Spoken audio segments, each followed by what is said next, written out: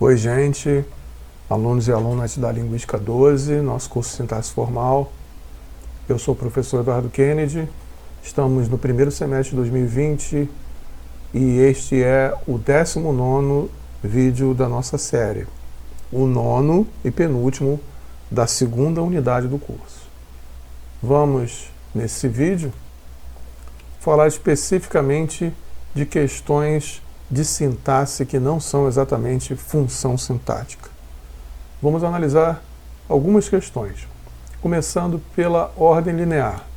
Nós vimos no primeiro vídeo dessa série que a ordenação linear básica do português é SVO, sujeito, verbo, objeto, como acontece numa frase como essa. Todos os estudantes é o sintagma nominal sujeito, leram esse livro é o sintagma verbal predicado. E dentro desse sintagma verbal nós temos o núcleo, que é o verbo, e o complemento, que é o objeto. Por isso essa é uma sentença S, sujeito, verbo, o núcleo do SV, e O, o SN, objeto. É só essa ordem que acontece na língua? Não, a língua pode ter muitas outras ordens. Por exemplo, essa daqui, OSV.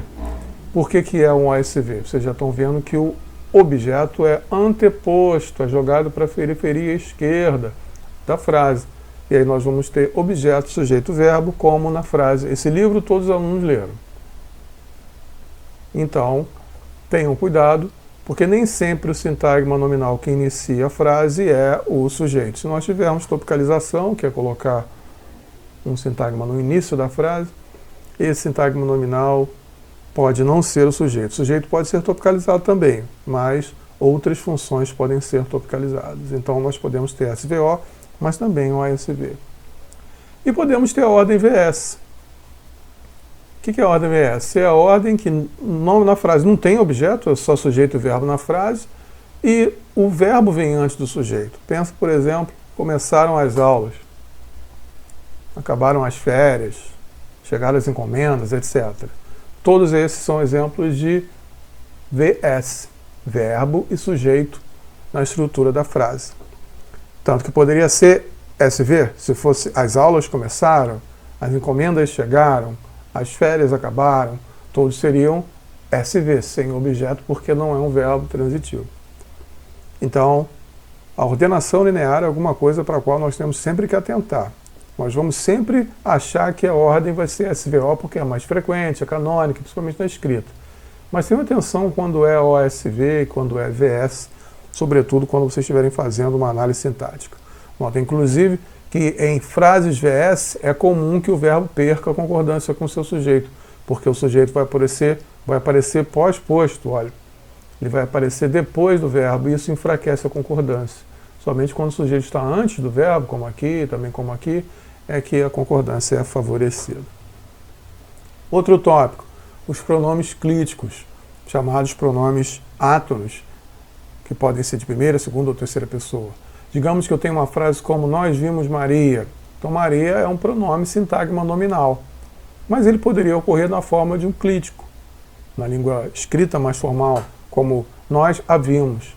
Então qual é a função sintática desse clítico quando ele aparece, né? Nós a vimos? Bom, ele vai desempenhar a mesma função sintática que o sintagma completo desempenharia. Maria aqui é o sintagma nominal, complemento do verbo, e a gente viu que o sintagma nominal, complemento do verbo, é objeto direto. Então o que é esse A aqui? Também é um objeto direto, só que ele está cliticizado, ele é um pronome clítico. O que significa clítico? Ele é átono e é contíguo ao verbo. No português do Brasil, ele é contíguo à esquerda, o movimento dele é esse aqui, ó, da esquerda para a direita. Em português de Portugal, o clítico tem a direção contrária, da direita para a esquerda. Ele é enclítico. Nós aqui somos proclíticos. Um outro exemplo, se eu tivesse uma frase como demos um livro ao professor, o que seria esse ao professor em termos de função sintática? Você já sabe que ele é um sintagma preposicionado, complemento do verbo. Esse verbo aqui tem dois complementos, dar. O primeiro é o complemento objeto direto, porque é um sintagma nominal. E o segundo é um complemento objeto indireto, porque é um SP.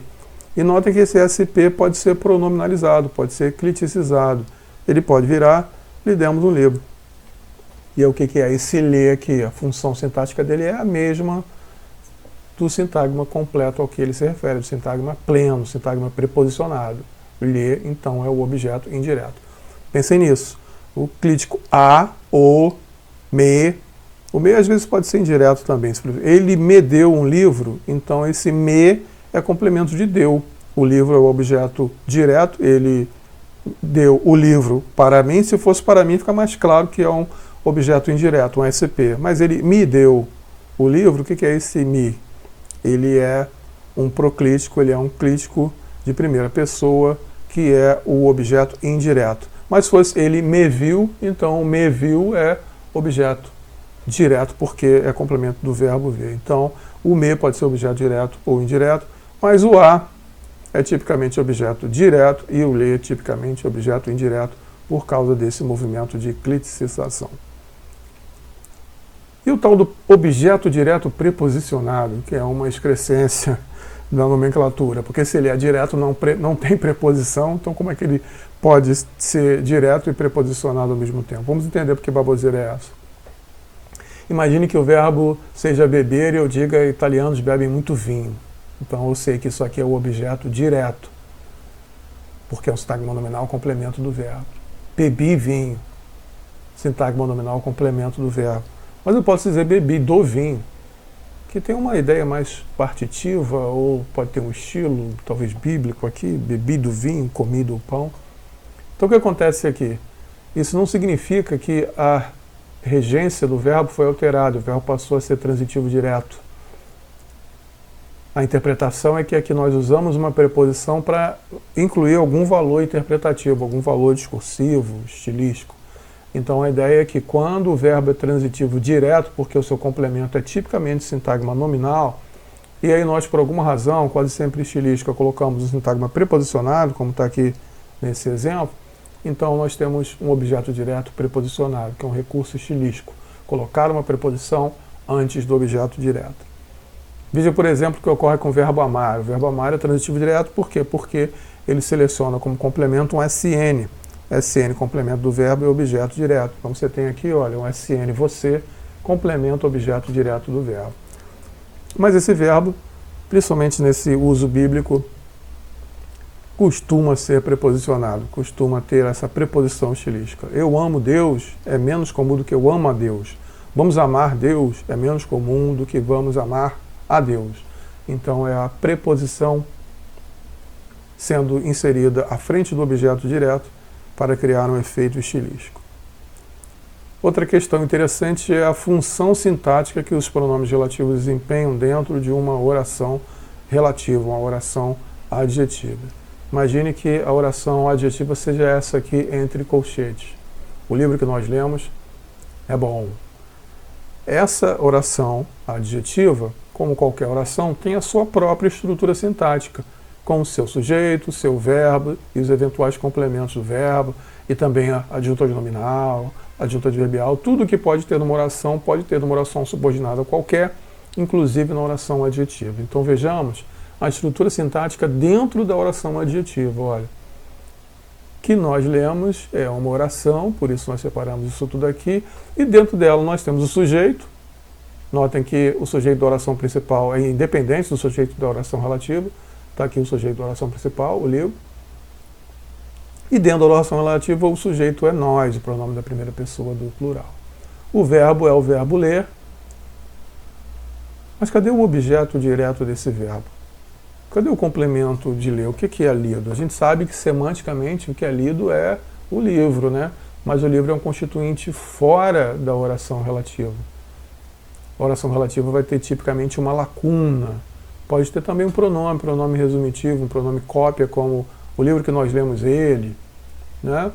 Mas tipicamente, principalmente no registro formal, a oração relativa vai apresentar uma lacuna que é correferente, que faz referência ao item da oração principal, da oração matriz, a que essa lacuna se refere.